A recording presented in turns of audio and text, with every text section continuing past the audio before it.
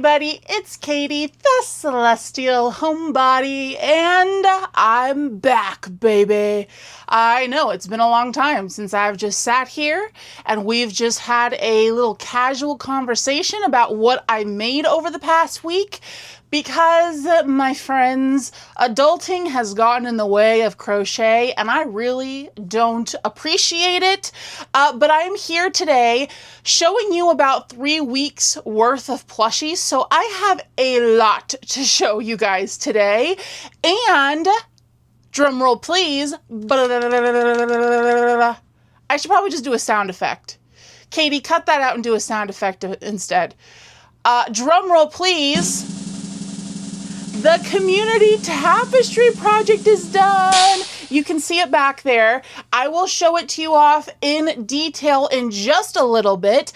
I have found that I actually need to get a taller chair. I'm just using my desk chair and it seems to be quite low. So I need to sit up higher so that you can see more of it. But I did clear off that top shelf today, free of plushies, because Merida's big fat head was blocking a lot of the squares. So Luna and Merida are back behind me like my backup dancers today.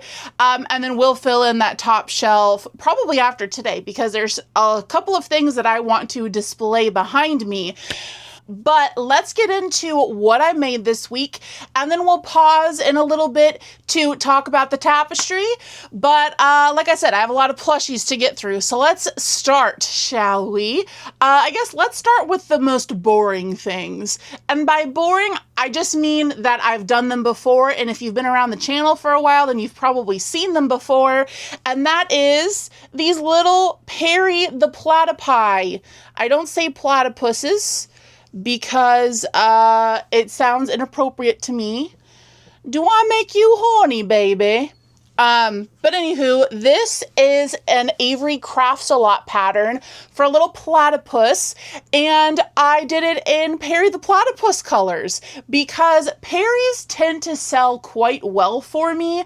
I sold out of all of them at my Comic-Con market. I sold, I think, 5 out of 6 at PopCon, and even at a non-convention market, like at the Renaissance Fair, they still got a lot of attention. But I did find out something. So, along with this little guy, I also made a couple of these little fedora hats. So, it could be just a platypus, Perry the Take 2. Just a platypus, Perry the Platypus. So the little hats are removable. So what I learned was that when I brought just Perry colored platypi to a market without any hats, people liked them. They got a lot of attention, but I did not sell any because people specifically wanted a hat with them. And a lot of people were like, you should have hats with them. So what I had done at a market previously, which was Comic-Con, was I had hats sewn onto the Perrys. So what I decided to do for my most recent market, in which I sold the 5 out of 6, is I made their hats detachable. So people could pick up one little platypus from the bin as well as pick out their hat so that it was, removable. And then I would just make sure to give them a bag when they purchased so that they did not misplace the platypus himself or his little hat. But I feel like people really like the interactivity of being able to take the hat on and off. Plus the joke, from Phineas and Ferb with the, that I just did. Oh, there you are, Perry. Perry? Yeah, he's our pet platypus. Is every platypus named Perry? In a perfect world, yes. So I made one of these little styles in the Avery Crafts A Lot pattern, and I really, really like this pattern. I love the shape of him. Like, look at how cute he is. So cute. But I also made a couple of these longer platypuses. I actually made 3 of these this past week to restock for my next market, which is coming up in September. So I made 3 of these guys and 1 of these guys, and 4 hats so that each of them would have a hat.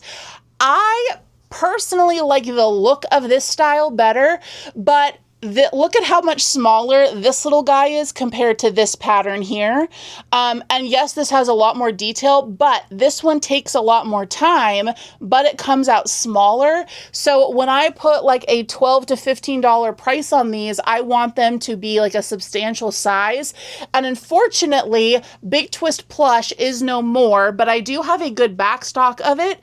But I do not have a color that would be good for like the Perry the Platypus teal.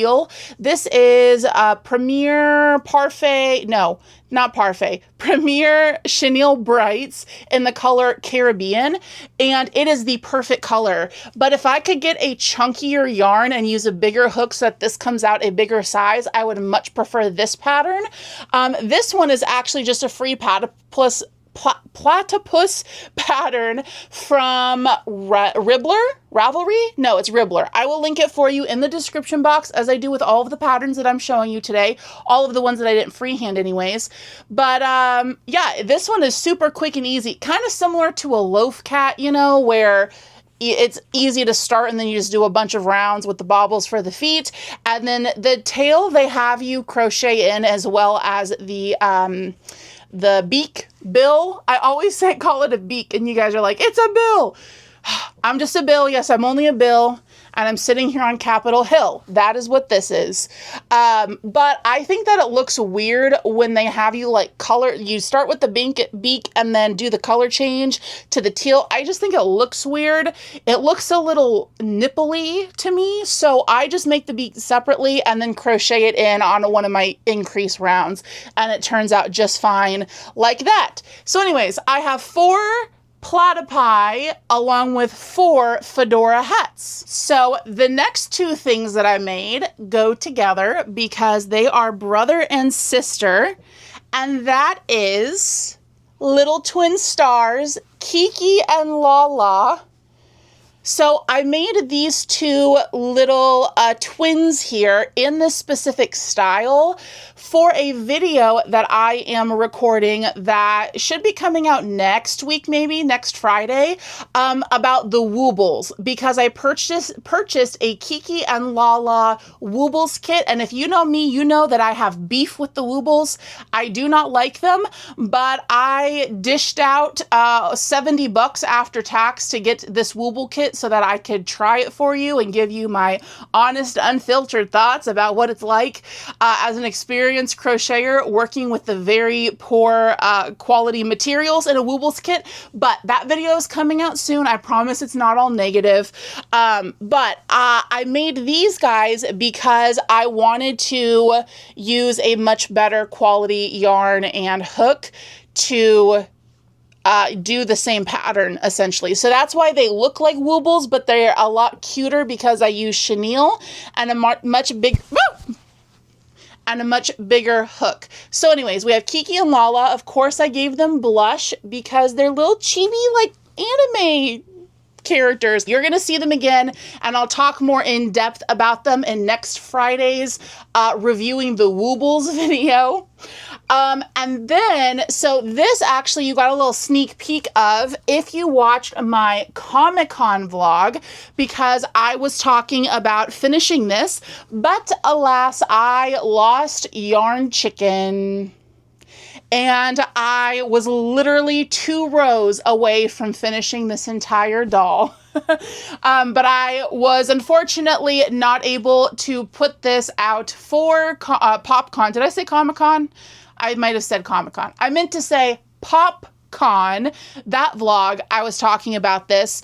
But unfortunately, I was not able to put it out. And I do think it would have brought in a lot of attention and possibly even sold. So this might be one that I'm going to have to save for another convention. So this is Scrump from Lilo and Stitch, and as you can see, she is huge. She is true ragdoll style, and if you know me, you know that I love a floppy head And why I mentioned that I might need to save her for another convention is because with the amount of money that I put into just materials for her, as well as how long it took me to make her, I need to put at least $150 price on her. And I just do not think that I'm going to be able to get that for this item at a normal like fall festival market, which is the next one that I have coming up. Of course, I'll put her out, but just knowing the clientele, because I've done this event before, she's not going to sell there, but she might get some people into the booth, you know, so, but I do think that at a convention, she would have a very, very likelihood chance of selling. She is so incredibly soft and snuggly, you guys.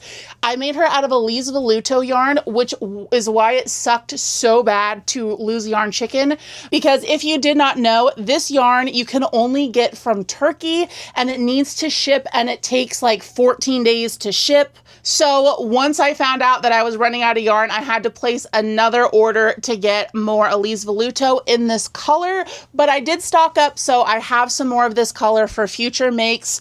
But the reason why I chose this brand is number one, because it is incredibly soft. It is probably my favorite yarn to work with.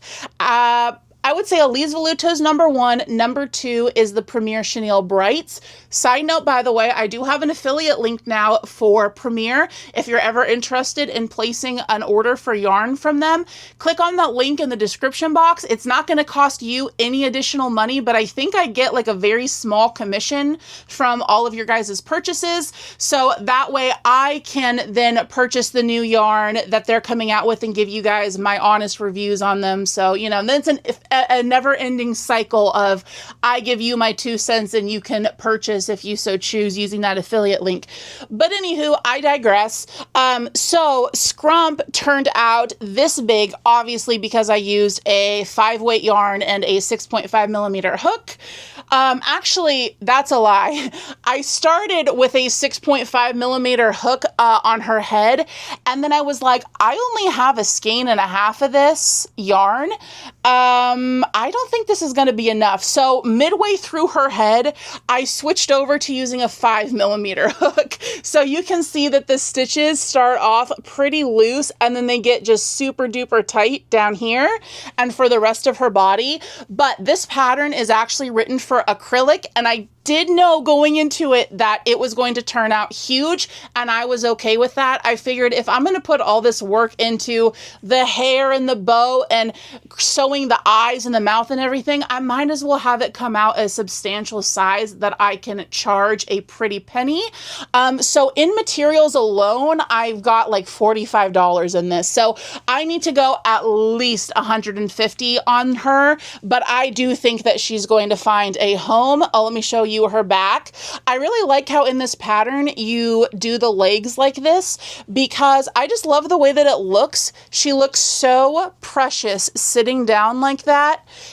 Or you can have her like on a doll stand, you know, or just a cuddle buddy. She's just so fun to cuddle. I did opt to crochet and embroider her eyes because she turned out so big I was never going to find a button or buttons that were this big. And I did choose more lighter, I wouldn't call it pastel colors, but instead of doing like the red for her choker, I did hot pink. I just felt like it looked really pretty with this sea glass green. I don't know what the Elise Veluto color number is. We've been over this. You could literally be holding me hostage, and the only way for you to let me go is for me to tell you the Elise Veluto color numbers. I would not be let go. Let's just put it that way. So anyways, that was 5 minutes, if not more, of me talking about Scrump. Okay, so the next thing that I made, you guys are going to love this. So if you did not see, I did recently a live stream in which I opened all of the packages from you guys with your granny squares for our community tapestry project, which we'll talk about in just a second here after I show you this item. But a couple of you guys sent me skeins of the pink Loops and Threads Fluffy Flex from Michaels, which is now a discontinued yarn. But I have been talking about for months at this point how I really, really want to use the pink and the white Fluffy Flex to make the Mother's Circus Animal cookies. And I finally did it, you guys. It was you who inspired me with all of that generosity in sending me the pink Fluffy Flex. I said, okay, this week is the week we're finally going to do it. Now, unfortunately, I only made one, and this is a camel. Can you tell? Now, this pattern is actually a pattern pack by Twinkle Chan, and I guess Twinkle Chan is like a really, really big pattern designer on Ravelry specifically, but this came with 4 different animal shapes. I picked the camel, honestly, because it was just the first one in the pack. And when I finished it, I was like, that doesn't look like a camel. But then I actually went to Walmart and got some of the circus animal cookies to compare. You know, it was for research. And I ate a couple, and then I looked at the camel and I was like, this is the exact shape of that cookie camel. So with the Fluffy Flex, if you are not familiar with this yarn, it has little flecks built into the yarn. So as you can see, it has that sprinkled look without me having to painstakingly embroider the sprinkles onto the cookie. Now, the reason why I only made one and probably will not make any more is because of this problem.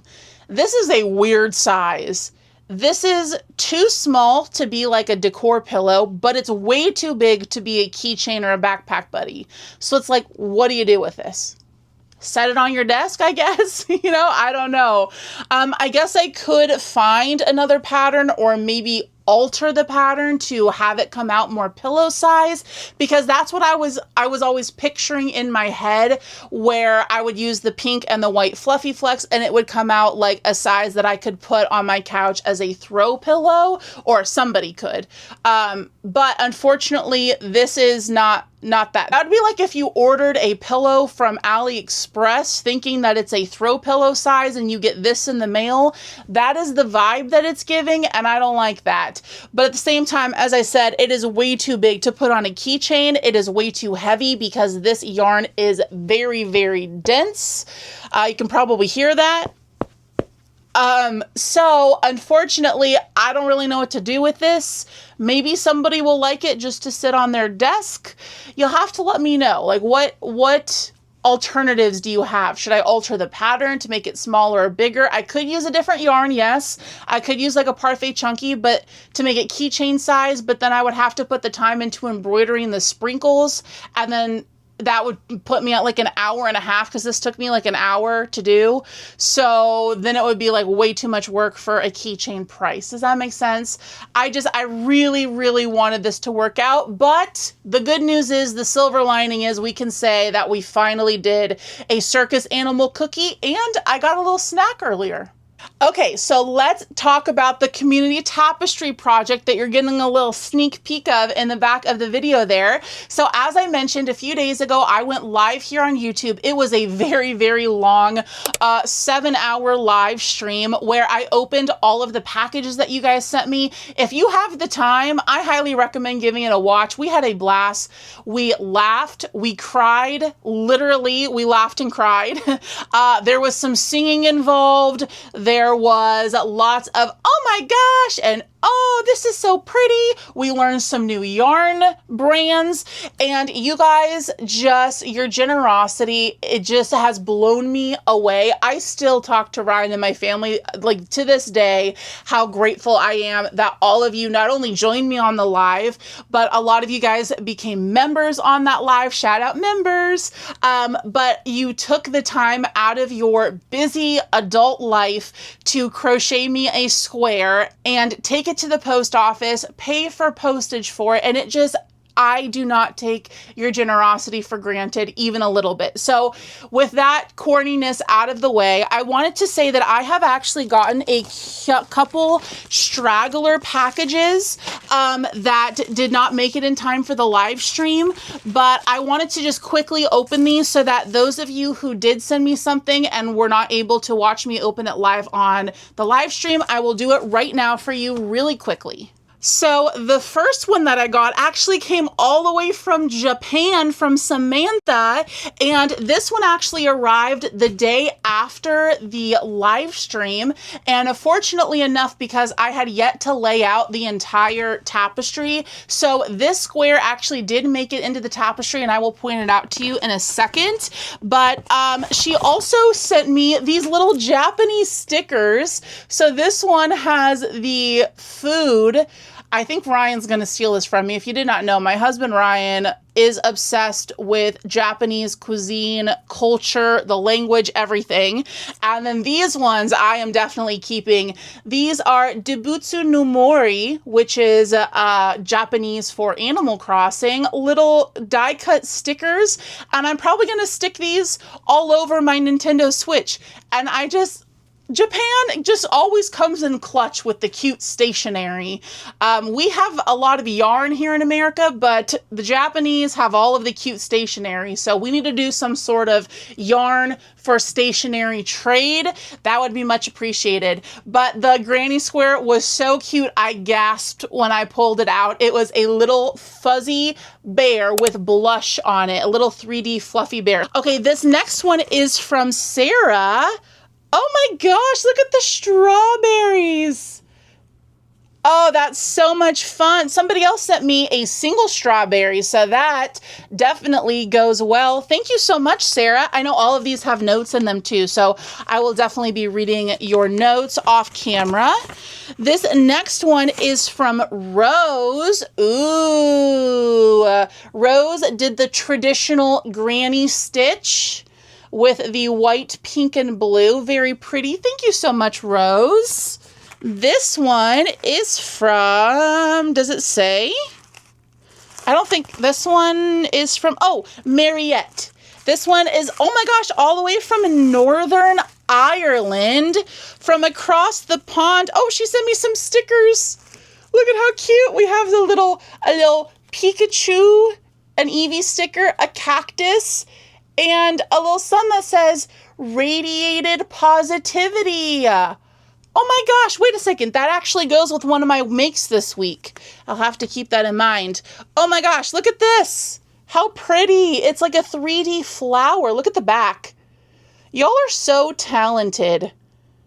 I could never do this on a granny square. You blow me out of the water. Thank you so much, Mariette. That was so kind of you for sending that all the way from across the pond. This next one is from Jan. Ooh, Jan, your square is soft. I would wear that on my body. Look at Jan's. I love that teal with the variegated in the middle. This next one is from Jenny. And Jenny sent me this beautiful baby yellow square. That is like a perfect square though. How do you guys do that? Why? What is wrong with my brain that it prevents me from being able to crochet a square? Okay, this next one is from Amanda, and Amanda put an envelope inside of an envelope with a sweet little note that I'll read in just a second. Ooh, I love the colors on that. Hey, that kind of matches my shirt. I'm wearing a Scooby-Doo shirt today. You can see my mic there. Look. It literally matches my Scooby-Doo shirt. Oh my gosh, thank you so much, Amanda. All right, only one more. This one is also an envelope inside of an envelope. This one is from Lindsay. And Lindsay sent me two. Oh, these are pretty. Okay, this one is a sun motif. And then this one has the same colors, but it's like a little flower stitch. These are beautiful, Lindsay. Thank you all so much. And if your granny square was sent to me and has yet to arrive, don't worry, I still check my P.O. box regularly, multiple times a week. So I will set it aside for that. But I'm going to stop talking for a second and I'm going to roll some footage that I took this past week of past Katie getting the granny square put together. So roll the footage. All right, here we are on our dining room table. It's been commandeered by all of the granny squares.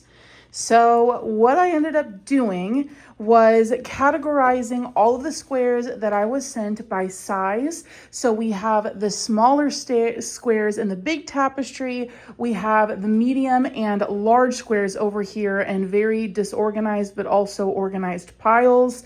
So we have a couple of options here. So either we can make multiple large tapestries that will hang right in the background and I can rotate them out every once in a while. That does involve quite a bit of work though. That would involve probably pulling out the bookshelf that's there and then getting the step ladder or the regular ladder to switch them out. So that is quite a bit of work.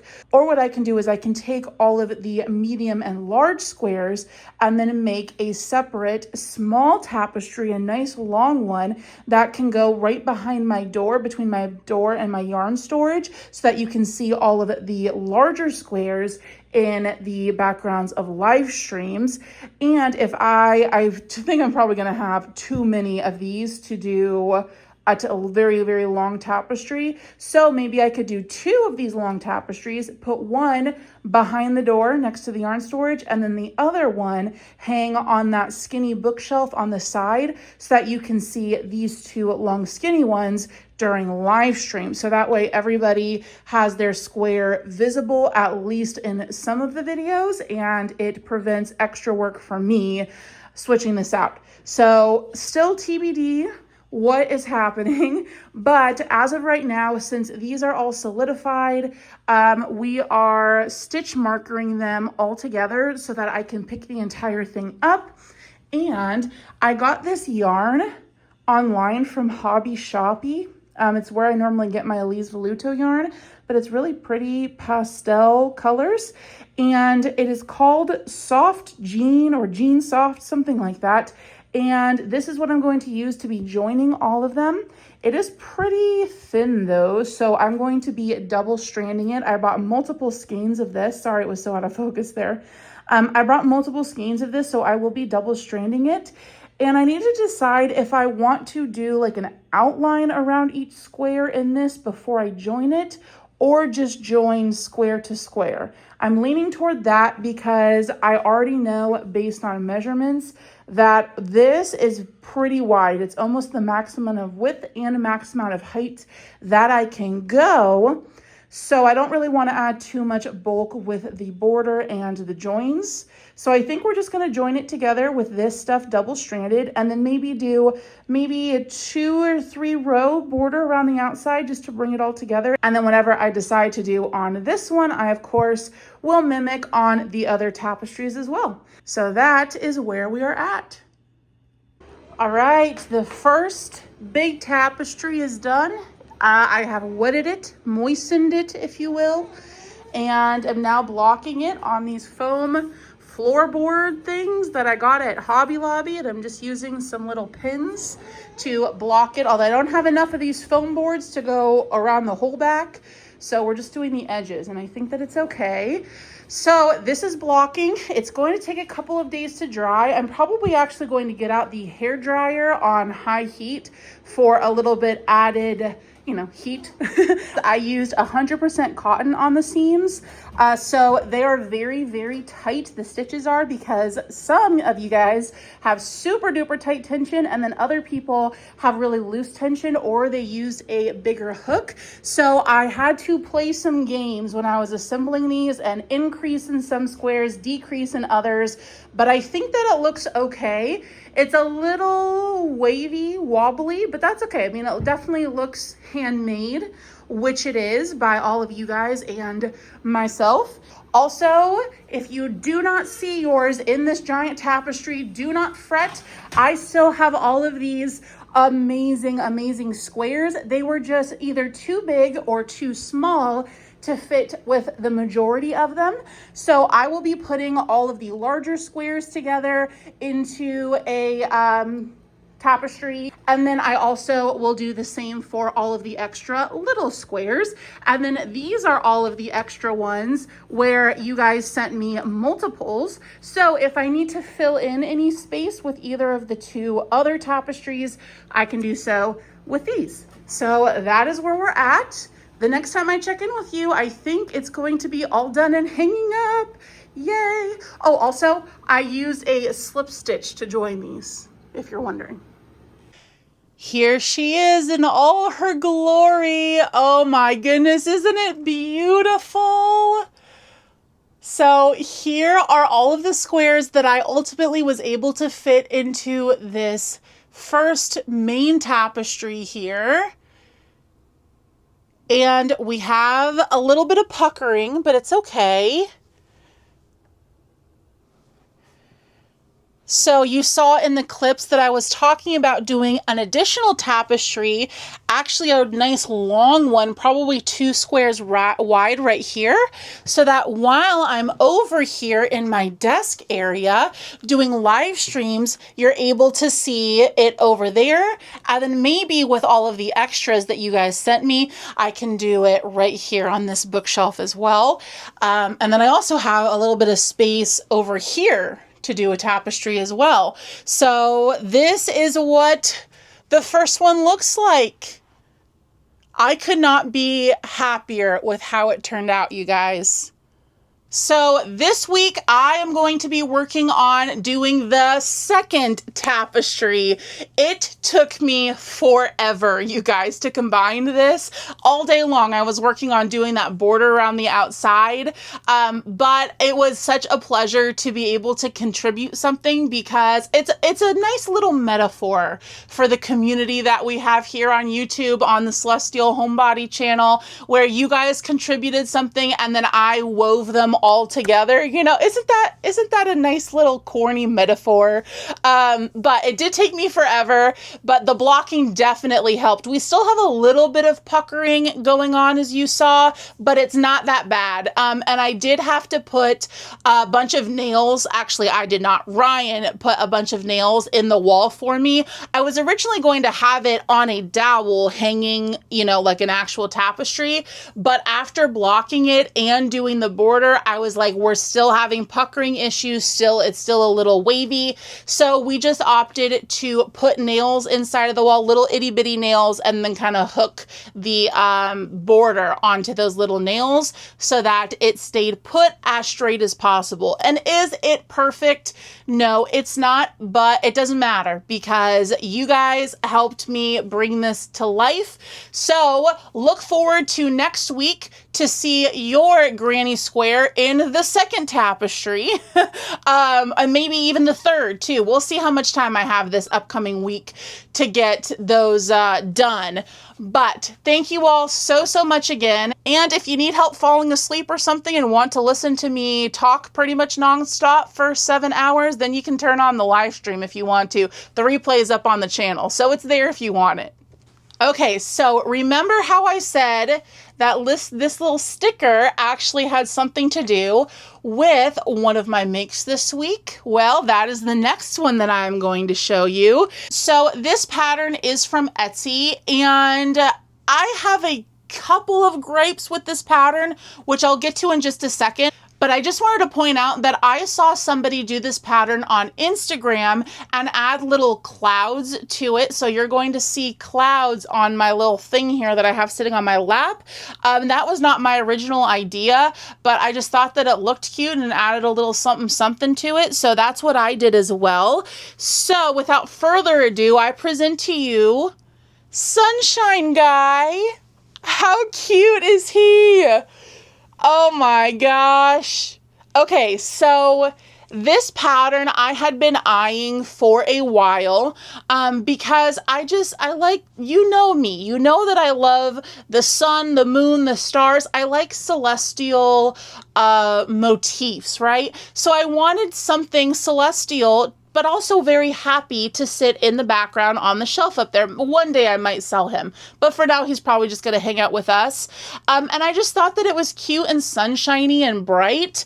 And for his legs, I color changed to make them rainbow, but instead of doing traditional rainbow colors, I did more brighter, I call them Lisa Frank rainbow colors, where we've got like the hot pink and the more hot orange, I don't know what you'd call that, the Caribbean, the electric purple. Instead of like ye old standard rainbow colors, I wanted to add a little extra spice and personality to them. And then I also modified the shoes just a tad and gave him some little laces. Look at the little Converse. So when he sits like this. And then, like I said, I did add the clouds, and instead of doing black for the features, I did brown, because in that photo that I saw where the other person did the clouds, they also used the light brown, and I just thought that it looked nice and not as stark against this pale yellow. So for the actual sunshine itself, the body is Elise Voluto, but then for the points, I use the yellow Fluffy Flex from Michaels. That's the same yarn as this, but of course it's in yellow instead of in pink. I just felt that if I were to use this for the entire face with the colors in it, it might wash out some of the features that I knew I would be putting onto his face. So that's why I combine them like that. But honestly, the colors are pretty darn close that you can't really tell outside of the flex in it that it is a different yarn. In person, the feel is definitely different. The Elise Voluto is a lot softer, velvetier, and then this is a lot more like burnout blanket, where it's a little plusher. I don't know if that makes any sense, but yeah, that's my little sunshine guy. So I said that I had some gripes with the pattern, and the main problem that I ran into was this sunshine motif is actually a modification for this creator's existing snowflake guy pattern. And this is a gripe of mine, okay? If you're a pattern designer, then this might be insightful for you. But if you are doing a modification to a pattern, it is one of my pet peeves when they do not rewrite the pattern for you in the modification, because it is such a pain to have to go back and forth, especially when I was on my phone, and go back and forth between the downloads so that I could find, because it would say like, do rounds 3 to 5 of the other pattern, and then come back here, and then I go back there, and then I would do a couple of rounds, and it would say, okay, go back to the other pattern. It was just, it took way too much bandwidth. Like I'm like, can you just not copy and paste it from your other pattern for us? I don't know. I just feel like it's disrespectful of purchasers' time if you're doing a modification and making people buy your original pattern and the modification. Like, just copy it and paste it for us. Other than that, the overall pattern was pretty good. How it explained to do the points, because you actually crochet the points to the body, if you couldn't tell, they are not sewn on. They are actually stitched into the body, was a little bit confusing how it was worded. I'm not sure if the pattern designer is not a native English speaker. I would not be surprised if they were not a native English speaker. I'll put it that way. It was not bad by any means, but I did have to read it a couple of times to really understand what they were telling me to do. Also, completely my fault, but I did one too little points, although somehow it worked out for me where the number, like all of the points ended up being the same size, and they, I don't have any room for another one. So I don't know where I went wrong there, but you know me, I don't count stitches. Life's too short to count stitches. Plus, when I do count stitches, I count it 4 times, and it is always a different number each time. So why even waste the time, you know? Anybody else feel that way, or is that just me? But overall, I'm so happy with how he turned out, and I'm excited to have him sitting on the little shelf back there. Oh, instead of doing actual blush, which I do on most of my plushies, as you have seen and you will see coming up here, I decided to do crocheted blush on him, just because the only color blush that I have for plushies is this color, and I felt like it just did not match this well. So instead I pulled out a blush yarn color in, actually this is just pink. I won't even call this blush. This is just straight pink. It might be Ballet Pink from Chenille Brights. I don't know. I don't keep the bands for them most of the time. So normally when I tell you a color, it's a straight guess in the dark. But take everything that I say with a grain of salt. We've been over this. But anywho, there's Sunshine Guy with his little Converse. Run, Sunshine Guy, run. One leg is moving faster than the other.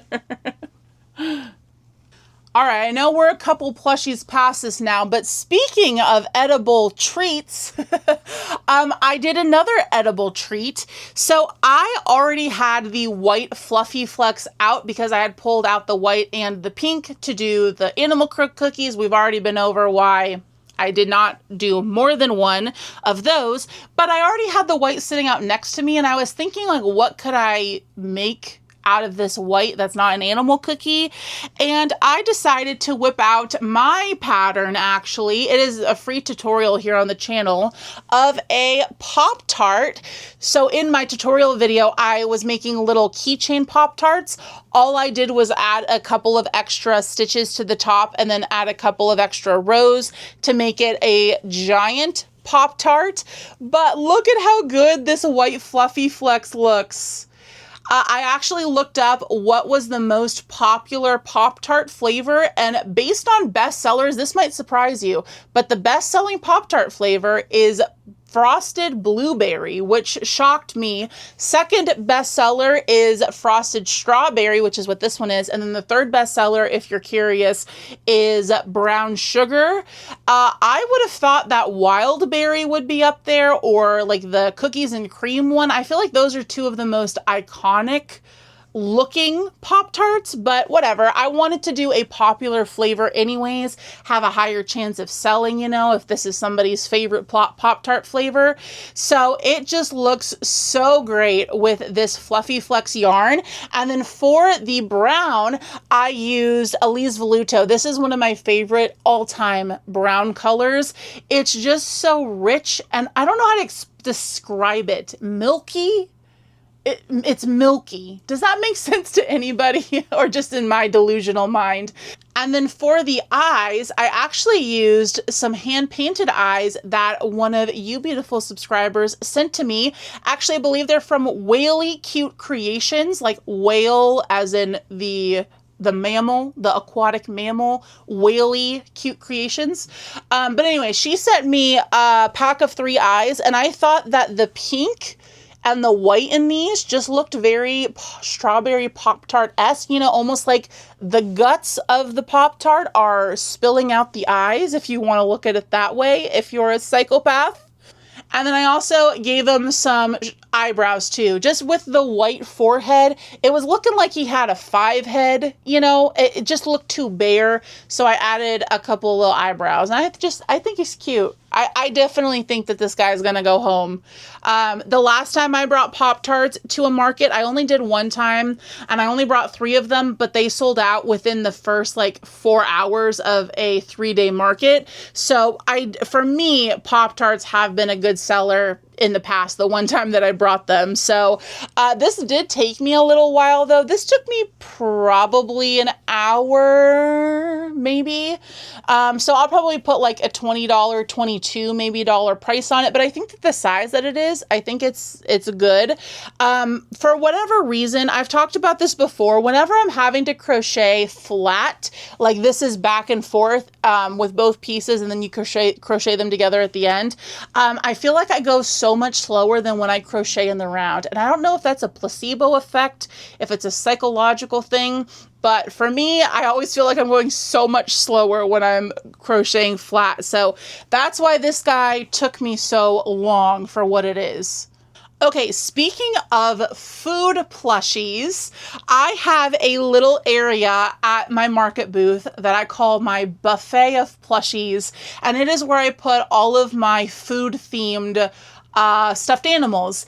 And at my last market at PopCon, I sold a strawberry cherry pie turtle. We never really actually came up with what kind of pie it was. We never determined that, but it was ye old pie crust, you know, with the crisscrosses, with a red center. I always imagine it being cherry pie in my mind, but it could have been rhubarb pie or strawberry pie, anything that's red that you put in pie, really. So I sold that and it got a lot of attention. People love the food-themed turtles. People love turtles in general. They are always bestsellers at market, like across the board for multiple people, including myself. So combine food with that and they always sell great. Actually, the only food turtle that I have left, I think, is my ramen turtle. Which is a bigger one, but I digress yet again. So I had sold my pie turtle, so I wanted to make another one, but this time I wanted to do a different kind of pie.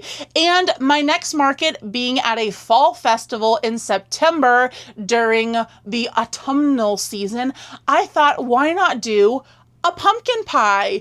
So I did this cute little pumpkin pie turtle with a dollop of whipped cream. And let me tell you something, if somebody served me pie with this little whipped cream on it, I'd be having a fit. I'd say, send it back. You load that baby up. I don't want to see any pie or any crust. I just want it to be encapsulated, encased in whipped cream. Anybody else feel that way? I'll have a little bit of pie with my whipped cream. But anywho, I made this one a lot smaller than my other pie turtle just to save me a little bit of time. And this is that same brown color that I said that I loved that I used on the Pop-Tart from Elise Voluto.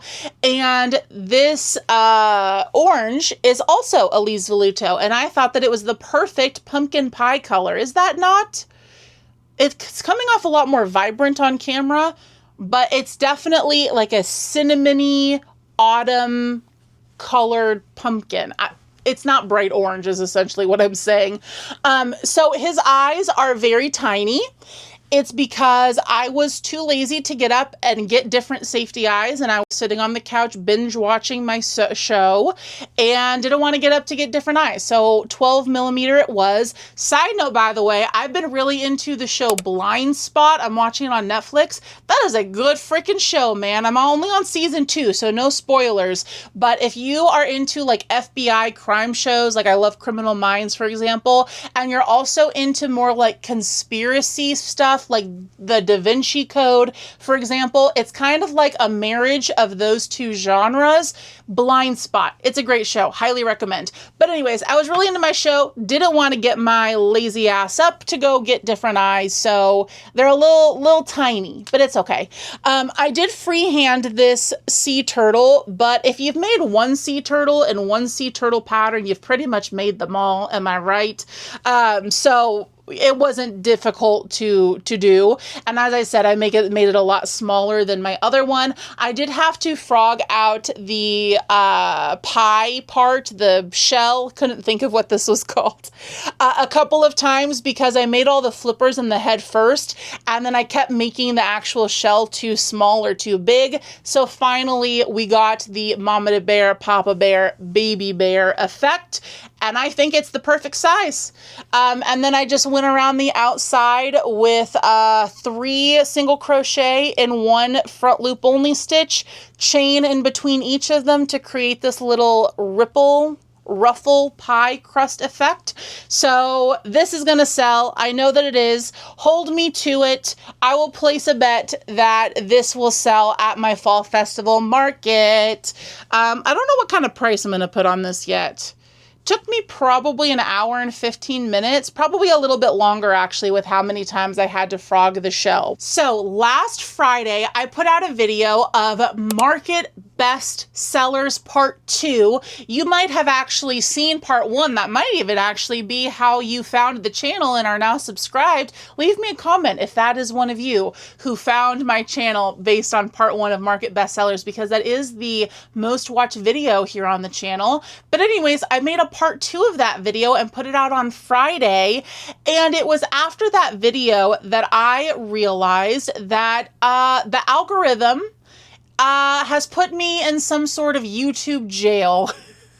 So I won't get too down this rabbit hole, but I think that I kind of pissed off the YouTube algorithm because for the past 2 weeks, I have not really had anything to show you guys crochet-wise, because I had the market and then I had just adult stuff the week before this video right now that you're watching.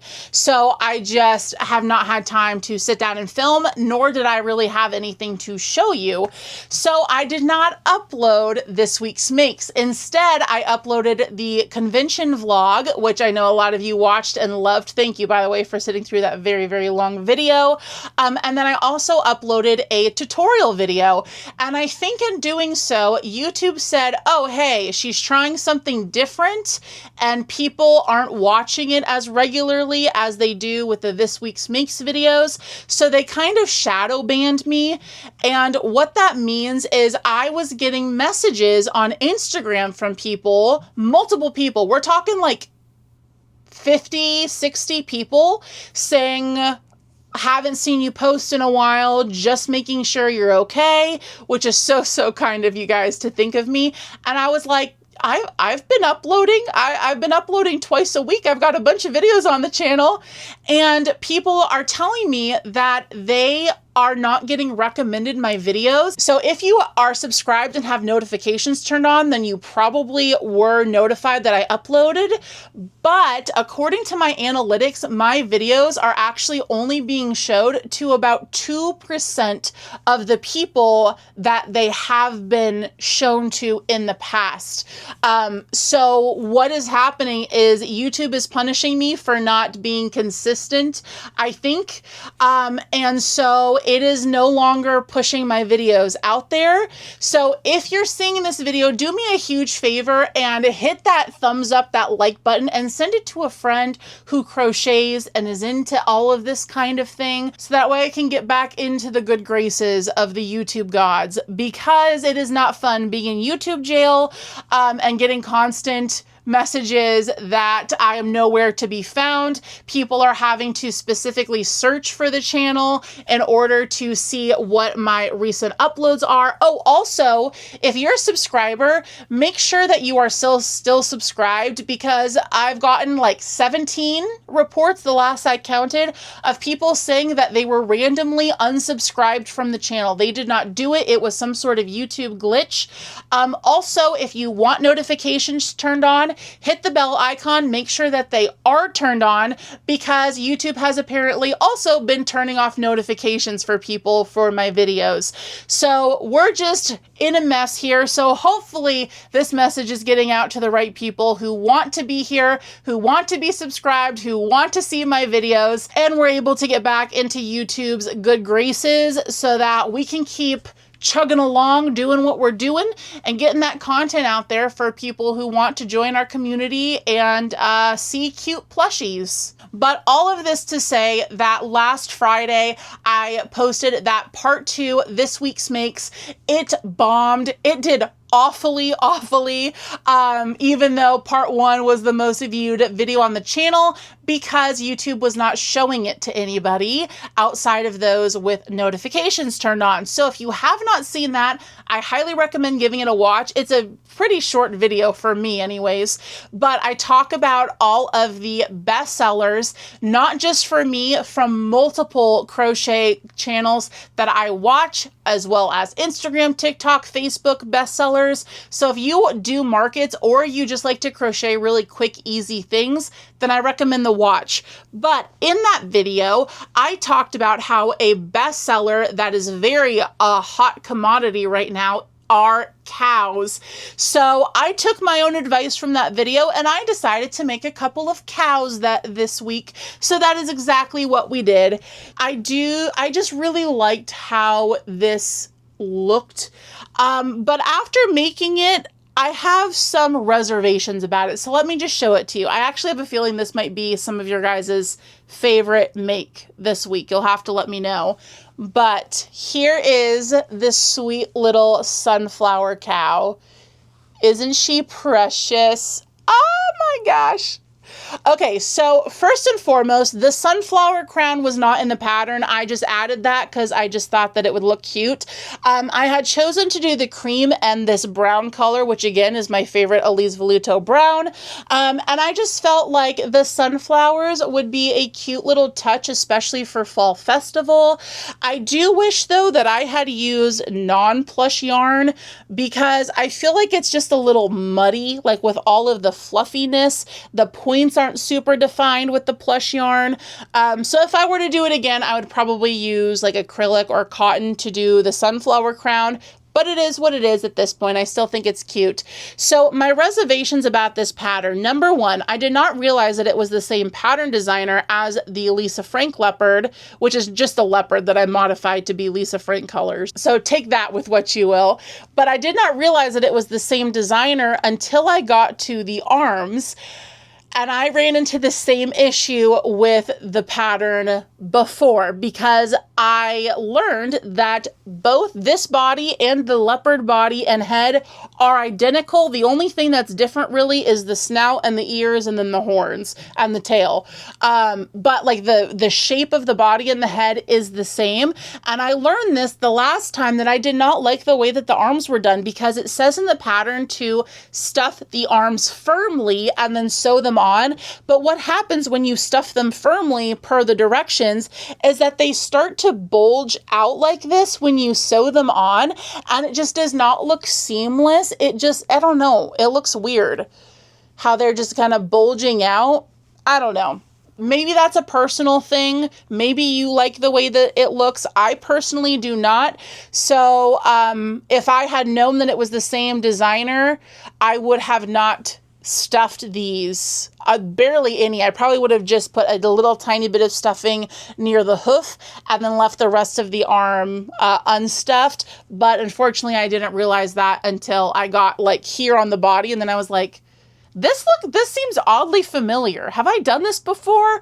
Looked at the creator's name. Sure enough, I had. But other than that, the only other thing that I have to say about this, and it could just be the colors that I chose, is this kind of does not look like a cow to me. It kind of looks like a pig, specifically Pua the pig from Moana. Does this not look like Pua to you? Like I said, it could very well just be the colors that I chose, but something about the face shape too. Also, look at the little blush that I gave it. Isn't it cute? It just adds a little something, something to it. I did purposefully make her head a little cocked like this. She's just like little sweet thing. So there is my sunflower cow. I don't really know what else to say about her, so I guess we'll move on. But like I said, I think that she is going to be probably a fan favorite this week. Because I found out while doing my research for that bestsellers video that cows are a bestseller, I went a little crazy with the cows this week, and I made 4 with 3 different patterns. So this next one that I made is so ugly. We just went from that cute, adorable little sunflower cow, and this one kind of looks like an adult toy. So I have had this pattern in my Etsy Save for Later for probably a year now. Yeah, about a year actually. And I finally purchased it because it's a no-sew cow. And I don't know what I did wrong on this, but the picture looked so much cuter than what this is. Specifically, the head was more like that. in the listing image, but when I was looking at all of the review photos and all of the tester photos, they all looked like mine. Like there's a one or two too many rounds in the neck, and it should be more like that, because that would look so much cuter for this little no-sew cow. But of course it's no-sew, so that's good. But it also took me a really long time. This took me like 2 hours. And I did do a little bit of that to myself by doing all of the embroidery work. If you could not tell, by the way, this is a strawberry cow, you know, where pink strawberry milk is made. But I wanted to do something other than a black and white cow, because I have a black and white cow to show you here in a second. I wanted to do a different flavors of cow. So we have the brown cow where chocolate milk comes from, and we have the strawberry cow where strawberry milk comes from. So I could have saved myself some time not having to do all of the strawberries. And by the way, they don't really look like strawberries. They kind of look like carrots. But by the time I had done this whole body, and I was like, this is fugly.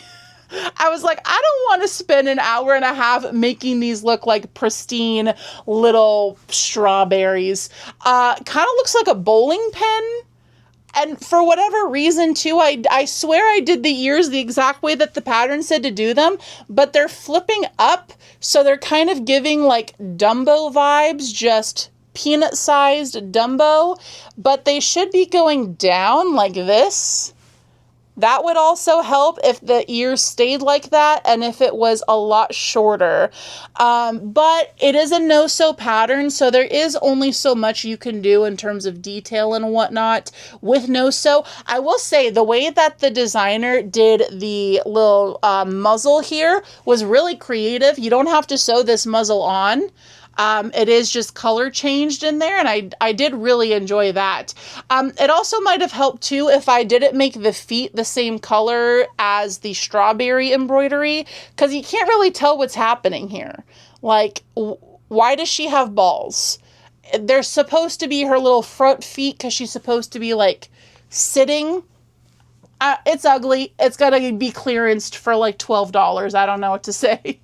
Okay, so next up is a pattern that I love so much. I actually made 2 of, even though these are like 3-hour projects each.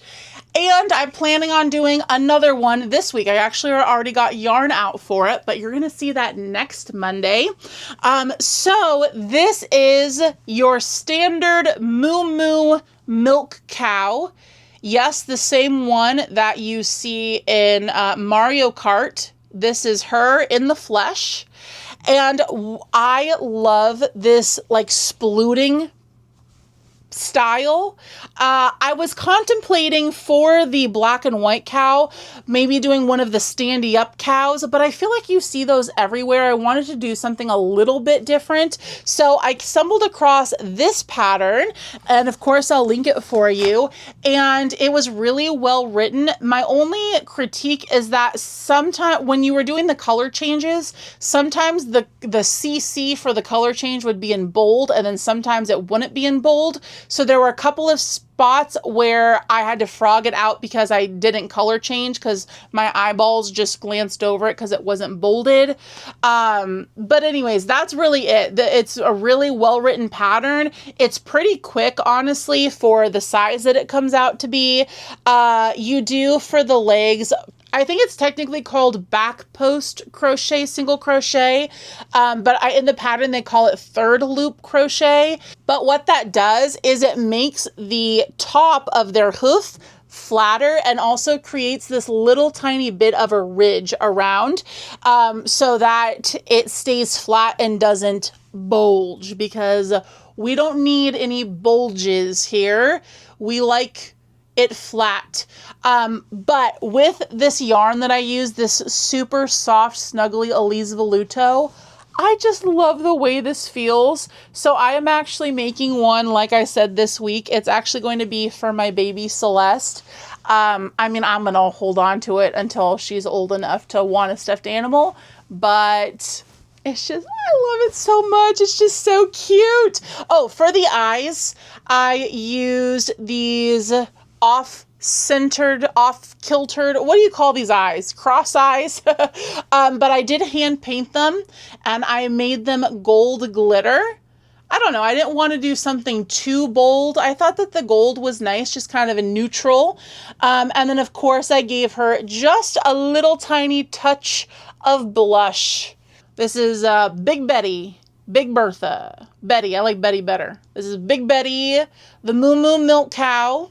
And I really hope that she goes home with somebody at the next market. So because I really enjoyed that pattern so much, I wanted to do another cow with it. And this cow is a modification in the pattern, but this one was easy to follow because it was pretty much just don't do the spots. And this is a Highland cow. And if you know me, you know that I love Scotland. Everything Scottish, including the coos. So look at this little heifer. Isn't he adorable?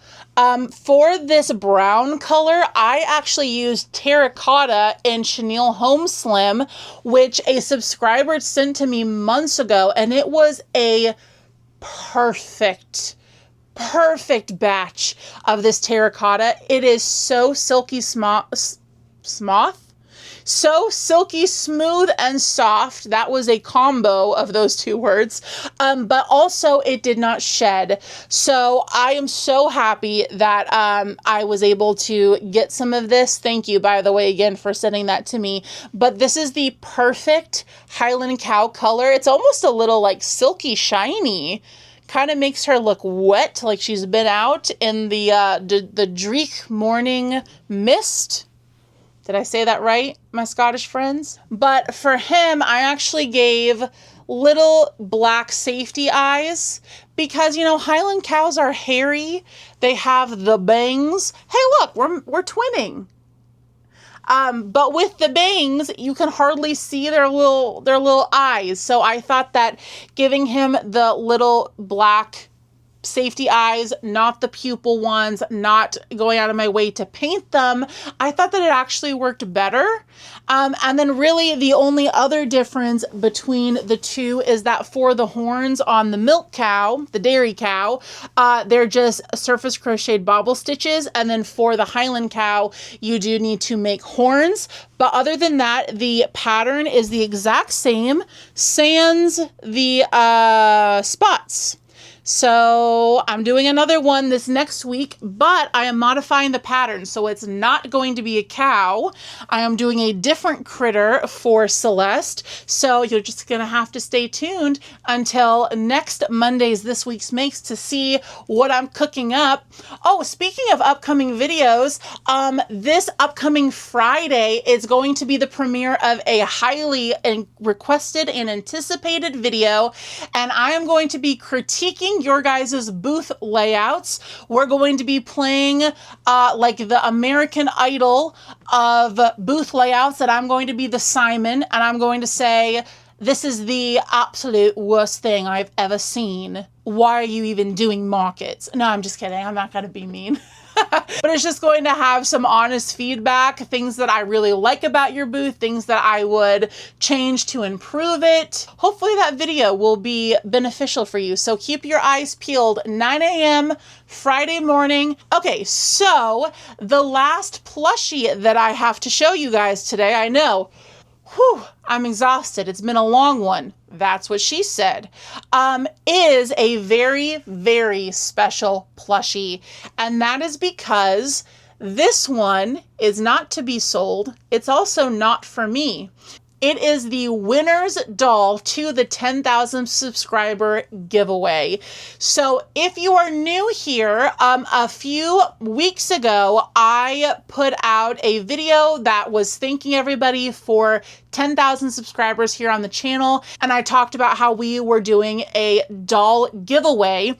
So I said, in honor of 10,000 subscribers to give back to you guys, we're going to be doing a giveaway, and the winner will get to choose any character, person, cartoon, game character, anything that they want for me to put into doll form to crochet and send to them free of charge. So she emailed me back right away and said that she actually wanted a doll for her 6-year-old daughter, who picked out the character Princess Peach, specifically Ice Skating Peach from the Nintendo game Princess Peach Showtime. So I knew exactly the character she was talking about. I have a picture here for those of you who are not familiar with the game or with the character. So this is Princess Peach. She is in the Nintendo universe. She is Mario. You probably have heard of Mario, as in Super Mario Bros. Princess Peach is... Are Mario and Peach dating? I don't think that's canon. I just think that he has to save her constantly. But Princess Peach is a main character in Nintendo, and she recently had her own game come out, I think last year, maybe the year before. But in a part of that game, you play as a Peach, as she is a beautiful, elegant ice skater. So this is what I had to create. And this was a challenge. I think besides Merida, this is the longest that I have spent on a doll because there was so much trial and error. Now, before I hold her up, keep in mind that I probably could have gotten pretty accurate if I was using acrylic or cotton yarn, but because I'm using chenille, I can only get so detailed. Also, this is for a 6-year-old, so I didn't want to go too crazy with embellishments. So, without further ado, here she is.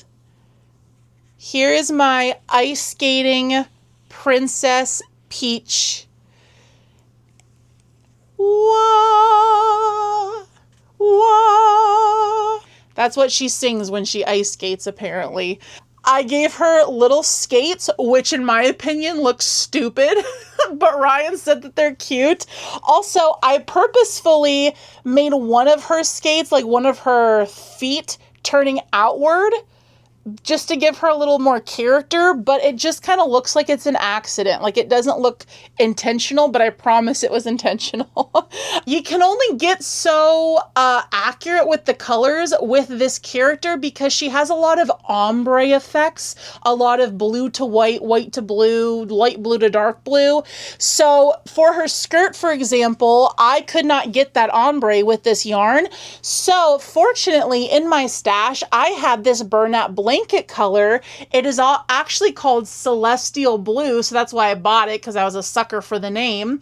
And this is the first time I've ever used it, but I figured if I can't get the ombre effect, I can at least get a variegated, so it does look like there's a little something something going on. Oops, I forgot to tuck in an end back here. That's embarrassing. Please excuse that end temporarily. I will weave that in when we are done with the video. But anyways, we have dark blue skates and light blue gloves. And then I did not do her little white cape flowy thingy because, again, it's for a young child. I didn't want to get her to get her little fingers or anything caught in that. I just felt like it was going to be cumbersome. This is a lot more snuggly of a doll without that big, long, flowy thing. And then I did glue some gems on for the earrings and her embellishment right here, and I glued these on good. Honestly, she has a better chance of pulling out the entire ear than she does pulling out the rhinestones for the earrings, and that also saved me some time having to crochet them.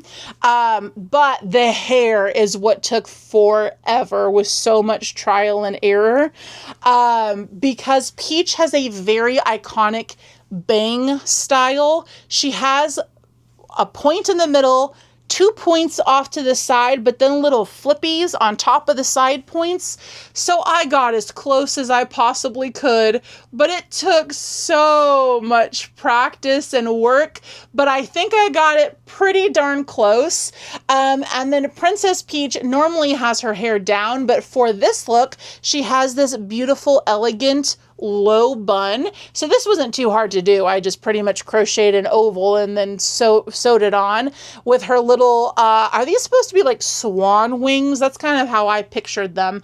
But for all of the white, I used sparkly Bernat to give it a little, just a little glitz and glam. And then for her nose, normally on my dolls, I use the same skin color to do the nose, but I don't know, something possessed me to use a slightly darker colored brown for the nose, and I think it looks pretty good.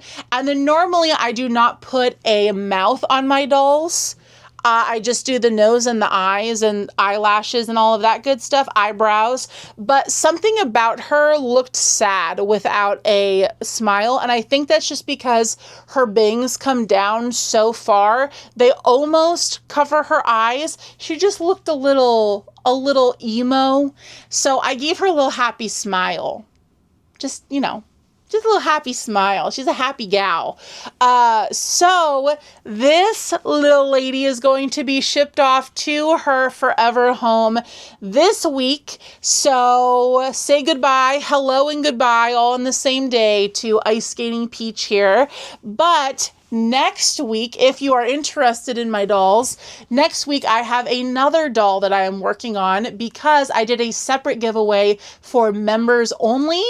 And the character that this member picked for their winning character doll is one that is an actual human that I'm basing it off of in an, we'll just say it's an iconic look. So hopefully you can look forward to that next week.